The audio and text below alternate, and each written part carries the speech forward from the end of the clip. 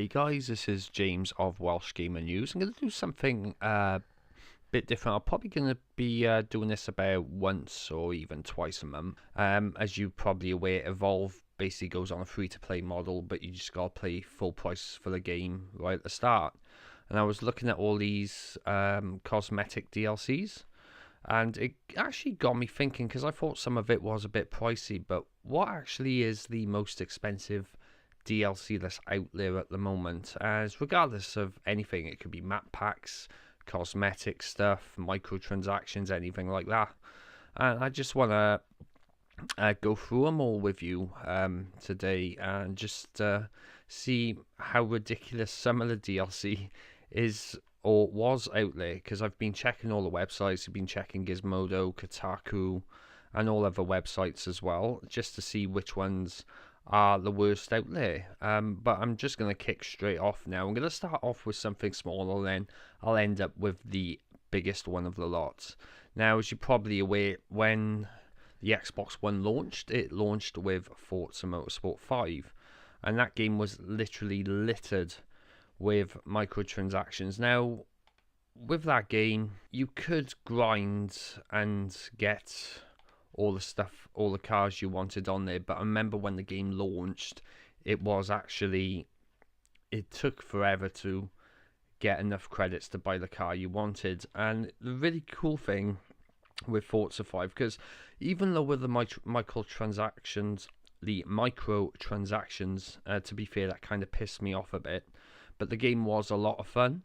There was one car that I really wanted on there, and it was the Lotus E21 F1 car, because I thought, playing an F1 car on Forza would just be awesome. Now, they wanted, I believe, it was 6 million credits, the Lotus F1 car. Now, it's pretty easy to do it, because I got the Forza hub with Forza Horizon, and I've actually got enough credits to buy it now, so it's not too bad. But it used to take a massive long time to get that amount of credits to actually purchase the car. The thing with Forza Motorsport 5 is they kept coming pop-ups saying, "Oh, would you like to buy some extra coins to help you purchase some cars?" It's an okay practice. It's not a popular practice by any means. But when you think of paying microtransactions, you think, oh, you're only going to pay like £1 or £2 at the very most. But how wrong you'd be with a Lotus F1 car. I couldn't believe it when I first saw the price, because I know about 2 weeks later I actually traded the game in. In Forza 5, you basically purchase tokens with real cash in order to put towards a car. Now, at launch, I don't know if it's still the same price now, because like I said, I don't have Forza 5 at the moment. At launch, if you were to purchase the Lotus F1 car, it will cost you 10,000 tokens. Compare that into price. I'm going by the UK pound, because obviously I'm in the UK. It meant to pay for that one virtual car, it would have cost you £32.50. Alright, so that is for one car just to drive around, you're probably going to use for about an hour or 2 hours tops. That is an awful lot of money. That's basically the price of another game if you think about it, or an Xbox controller or any other peripherals like that, and just for a car in a game that you probably won't keep for long, like I didn't. It is an awful lot of money for that. Now, I remember Sony specifically saying that they won't deal with microtransactions and all that blah blah blah, and it turned out with Gran Turismo 6 they actually did. Now, at the launch of Gran Turismo 6, the highest priced car was the Jaguar XJ13, and this cost 20 million credits.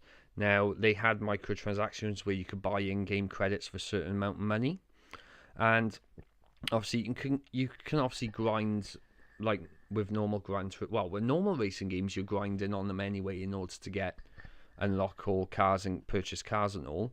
But if you wanted to buy this Jaguar XJ13, it would have set you back in UK pounds £119.95.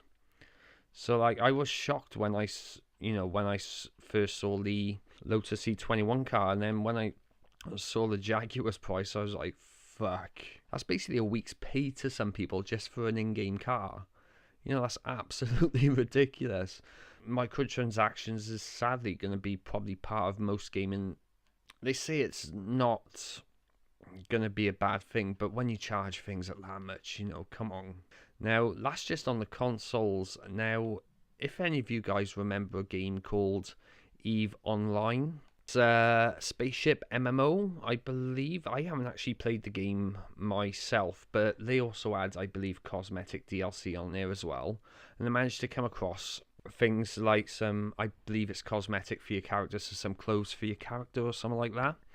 And it said most clothes cost around £13 or $20. And I'm thinking, this is cosmetic DLC. Are you fucking kidding me? £13 for like a suit or something. What? You can't pay that much on just some cosmetic DLC. That's just really stupid. That's how much you pay for, example, one of the Call of Duty map packs or something, and you actually get a lot more for your money. But that wasn't the worst of it. There was an actual... They sold a monocle. I'll get my words back together now. A monocle that cost in US dollars 70. That's 70 US dollars or £47 here in the UK. Now, fans unsurprisingly got a bit really pissed off with that, and I believe it actually led to a lot of them cancelling their subscriptions because the CCP actually ignored them. With all them cancelling their subscriptions as well, this also proves how microtransactions, they may work out or they may go badly. CCP, they actually lost 1,200 employees. They actually lose their jobs. So with cosmetic DLC is a sort of a dodgy thing, really. Yes, alright, it's good to have some cosmetic DLC, but one, has got to be good quality, and two, it's got to be good in value. My opinion, clothes on EVE Online for 13 quid, that's unheard of. It probably happens in other places as well, I'm not too sure. Now, there was one game that I actually played, I invested a lot of time on, to be fair, on the Xbox 360. It's called Defiance. Now, it's a free-to-play game now, and to be fair, it can still be free-to-play because I've played enough of the game, and some of the things on some of the microtransactions there, if you're a new starter, there's actually good value for money because you get XP boosts, you get random weapons and shit like that. But there was one pack that they tried out before the game went free to play, and I believe it was called the Epic Mod Box. Now, basically, this gave you a weapon with a standard special effect, and it gave you 4 mods. Supposedly was to match the special effects, but all the mods are, well, they all came out Destiny style, so it's basically a pay to win box. All the stuff was random, but the thing is, it cost something like £60, or I believe it was $80 for a lockbox. And actually one person did actually purchase it, because I remember seeing it on the forums a few months back. And he said he basically, once he put it together, it was one of the worst weapons he had. Some of the ones he actually earned without paying were actually better off than the ones that he actually paid for. So it was a complete mess as well. And I know that they took that box down, I think, after about a couple of months. Because some of these games, some of these MMOs with microtransactions, with like lock boxes or crates or like that, it's basically essentially pay to win, isn't it? So it is completely random, and you could get lucky or you could get really unlucky. But moving on to another game, most of you may have heard of this. It's on Steam at the moment. It's a game by the name of Train Simulator 2015 or 2014, where if you drop to its Steam page, you will actually see a shopping list of in-game content for sale. Items start at £3 for a very realistic looking network southeast train, which doesn't sound too bad at all. Now, the individual prices for content can go up to £25 for the Liverpool-Manchester route, and a lot of the DLC for Train Simulator 2015 was actually the same offered for 2014 and 2013 as well. But some guy actually did all the DLC and added it all up together. I don't think he purchased it. Well, seeing the price, I think he'd be nuts if he purchased it. But if you were to purchase all the DLC in Train Simulator 2015, it would actually have set you back £2,912.83. And this is for Train Simulator. To be fair, it's not something I would play, but I can understand if people want to know what it is to be a train driver, whatever, or rail mogul, whatever you call them. So I can understand why you buy that game, but couldn't see any. I think you have to be stupid, or you just have too much money to drop that kind of money in for the DLC for a train simulator. But there was one game that really caught my eye. I don't think it actually was released as a game after. I think it was just more of an experiment. As a game in 2012, it was called Curiosity: What's Inside the Cube. Now, this was developed by a person named Peter Molyneux. Now, if you know who Peter Molyneux is, you probably will understand. You won't understand if people don't know who Peter Molyneux is. He's basically the guy that created the Fable series, but he's that person who would promise so much content in the Fable series, and then once the first Fable hit, all this content wasn't there. And then Fable 2, before that came out, he again promised a shit ton of content. Fable 2 came out, and it wasn't there.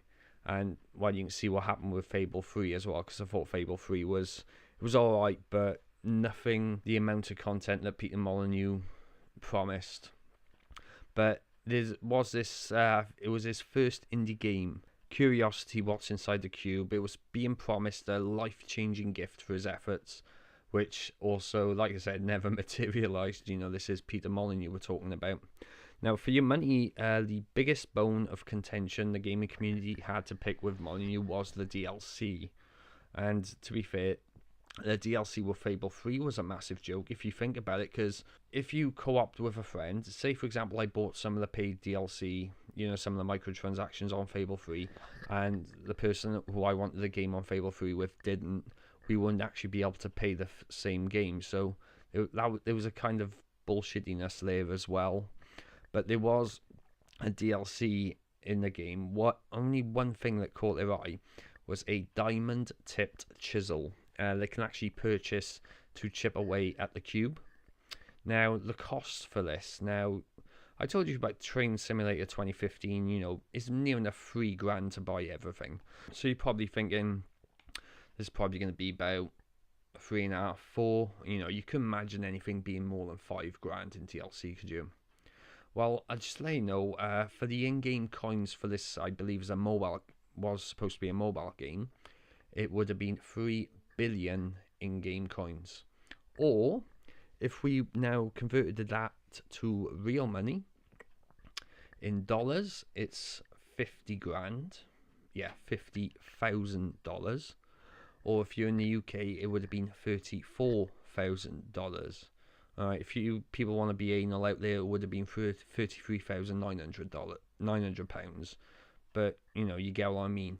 Who would buy something like that? Like $34,000 for something just to cut a cube on a mobile game. You must be seriously stupid. According to the website on Gizmodo, it's $34,000 is for the cost of a house in London Zone 2 for a deposit on a house.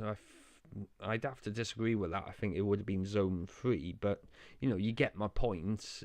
Actually, near where I live if you go upper north in Wales, you can actually buy a house for that much, for $34,000. That is absolutely crazy. When I told my friends about it, we couldn't stop laughing, but we thought, because it had Peter Molyneux's name on it, we weren't too surprised. Now, I've gone through all the most expensive DLCs here on the website, on all the websites I've checked out. I actually been talking about it and thinking about it all the week. But if you got any DLCs that you've been really pissed off with, make sure you note it down in the comments below. But other than that, this has been James of Welsh Gamer News. Hope you have a good time. You take care now, guys. Cheers.